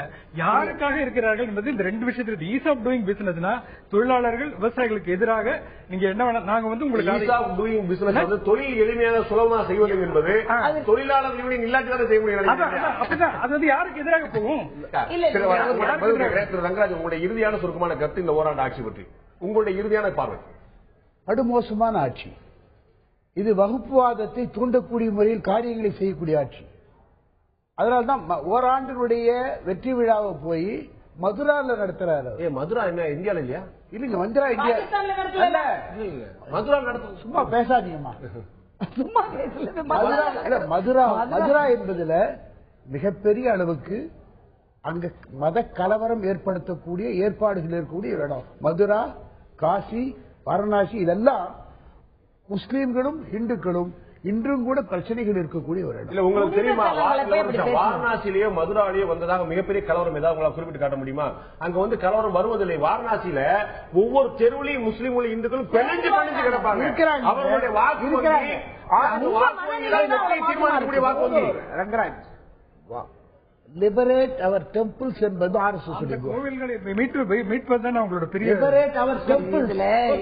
கிருஷ்ண என்பது மசூதிக்கு கீழே இருக்கக்கூடிய இடம் தான் இன்னைக்கு பூ சொல்லிட்டு இருக்காங்க. ஆமா ஆமா ஆமா, அவங்க நம்பிக்கை அப்படி இருக்குது. நாங்க அதுக்காக மதுராங்கிற ஊரை நம்ம பேன் பண்ணிருந்தோம். மதுராங்கிற ஊரை பேன் பண்ணலீங்க. அந்த ஊர்ல வச்சது வந்து ஒரு தவறான சிக்னலா நீங்க எப்படி பாக்குறீங்க? என்ன நீங்க கேள்வி கேட்கறீங்க, நான் பதில் சொல்றேன். தயவுசெய்து ப்ளீஸ். இந்த ஆட்சி எந்த பலனும் இதுவரை கொடுக்கவில்லை, கொடுப்பதற்கான ஏற்பாடும் அதற்கு இல்லை. இது மக்கள் மத்தியில் ஒற்றுமையை சிதைக்கப் போகிறது என்பது எங்களுடைய கருத்து. உங்களுடைய சுருக்கம். அதாவது மோடிட்ட மக்கள் நிறைய எதிர்பார்த்தாங்கிறது உண்மை.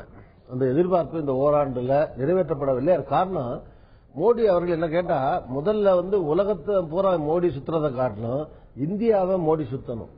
ஏன்னா அவர் நரேந்திர மோடி பொறுத்த வரைக்கும் அவர் வந்து வாஜ்பாய் எல்லாம் அத்வானியில் என்ன கேட்டா, அவருக்கு இந்தியாவில் பல மாநிலங்கள்ல அந்த மாநிலத்தினுடைய பூகோள ரீதியா படிச்சிருக்கலாமே தவிர அனுபவ ரீதியான ஒரு பரிஷ்டாத்தம் வந்து ஒரு அத்வானி அளவுக்கு அல்லது வாஜ்பாய் அளவுக்கு ஒரு கிடையாது. ஒரு மாநிலத்தில் ஒரு பொதுக்கூட்டம் தேர்தல் நேரத்தில் சுத்துறாருங்க. ஆனா எத்தனை தடவை அத்வானி நடையா சுத்தி இருப்பாரு, எத்தனை தடவை வாஜ்பாய் போயிருப்பாரு. ராகுல் காந்தி இத்தனை அவருடைய ஏஜ் பாத்தீங்கன்னா அதுல 20 வருஷம் வித்தியாசம். ஆனா இவருக்கு வந்து கூடுதல் எக்ஸ்பீரியன்ஸ் இருக்கு ராகுல் காந்திக்கு என்ன கேட்டா. இவர் வந்து குஜராத் மாநிலத்தை தவிர உலகம் பூரா சுத்துறதை விட்டுட்டு முதல்ல இந்தியா மாநிலங்களை சுத்தட்டும். அப்பதான் இந்தியாவில் இருக்கிற பிரச்சனைகளை அவர் புரிஞ்சுக்க முடியும். ஒண்ணு.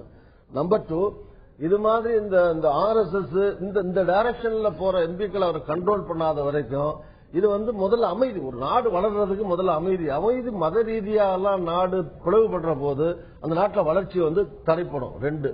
3.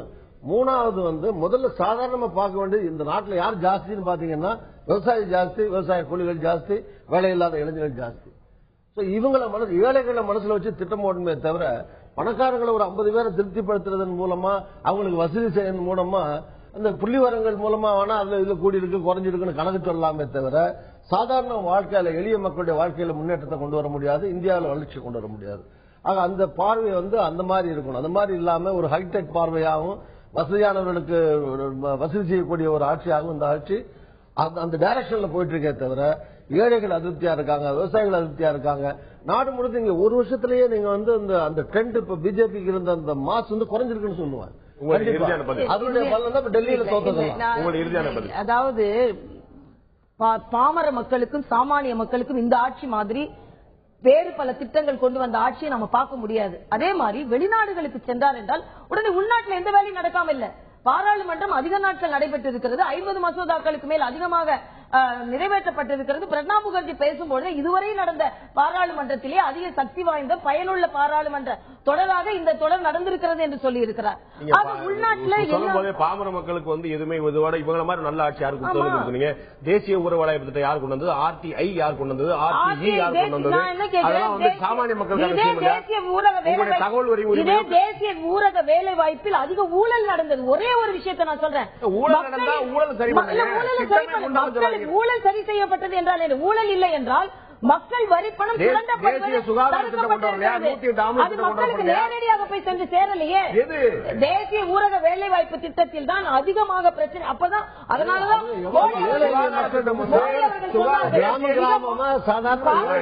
பாராளுமன்றத்தில் பேசும்போது என்ன சொன்னார்? காங்கிரஸ் ஆட்சியின் மிகப்பெரிய படுதோல்வி இந்த ஊரக வேலை வாய்ப்பு திட்டம். ஆனாலும் பாமர மக்கள் பயன்படுவதால் நாங்கள் இதை நீக்கவில்லை.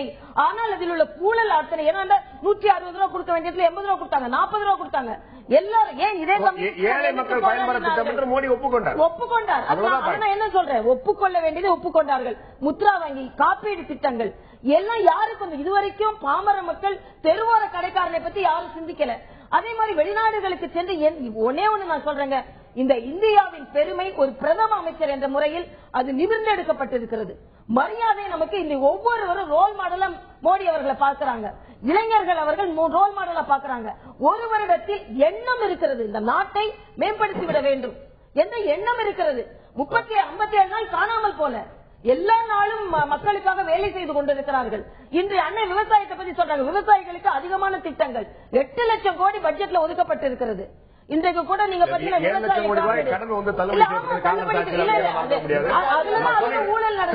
ஊழல் முற்றிலுமாக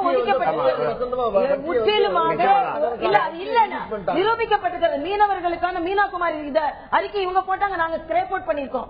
ஆக எல்லா விதத்திலும் இந்த ஆட்சி நல்லாட்சி என்பதை அடித்து நான் சொல்றேன். 5 ஆண்டுகளில் நீங்கள் பார்க்கத்தான் போகிறீர்கள். அதெல்லாம் ஒண்ணு இல்ல, நீங்க எங்களுக்கு நல்லாட்சியாக பார்க்கப்படுது. எதிர்கட்சிகளுடைய விமர்சனம் கடுமையாக இருக்கிறது, மாற்று கருத்துல ஒரு மிகப்பெரிய எதிர்பார்ப்பு. நான் ஆரம்பத்தில் சொன்னது போல மிகப்பெரிய எதிர்பார்ப்பு இருந்தது, இருக்கிறது, மாற்று கருத்துல அந்த எதிர்பார்ப்பை எந்த அளவுக்கு பூர்த்தி செய்கிறார் என்பது பார்க்க வேண்டும். வெளிநாட்டு பத்திரிகைகள் சொல்லினாங்க, அவர் அதிகமாக புரொஜெக்ஷன் கடுமையான பிம்பம் பெரிதுபடுத்தி காட்டப்பட்டிருக்கிறது. ஆனால் அந்த பிம்பம் எவ்வளவு தூரம் உண்மையான உருவத்தோடு இருக்கிறது என்பது பொறுத்து தான் பார்க்க வேண்டும். ஓராண்டு என்பது ஒரு குறுகிய காலம் மட்டுமே. இன்னும் 4 ஆண்டுகள் ஆட்சி செய்வதற்கான முழுமையான மக்கள் மேண்டேட், மக்களுடைய நம்பிக்கைகள் பெற்றிருக்கிறார்கள். இந்த 4 ஆண்டுகளில் ஏதேனும் தவறு செய்திருந்தால் கூட திருத்திக் கொள்வதற்கான வாய்ப்பு இருக்கிறது. அடுத்த 4 ஆண்டுகளை இந்த ஓராண்டு எப்படி கடந்தார்கள் என்பது மட்டுமல்ல, அடுத்த 4 ஆண்டுகளை எப்படி பயன்படுத்திக் கொள்ளப்படுகிறது மோடி அரசு, பாஜக அரசு, தேசிய ஜனநாயக கூட்டணி அரசு என்பதை பொறுத்திருந்து பார்ப்போம். இந்த நிகழ்ச்சியில் கலந்து கொண்டு கருத்து விருந்தினர்கள் 4 பேருக்கும் நன்றி. பார்த்த உங்களுக்கும் நன்றி நண்பர்களே. மீண்டும் இன்னொரு நிகழ்ச்சியில் சந்திப்போம். அதுவரை நன்றி, வணக்கம்.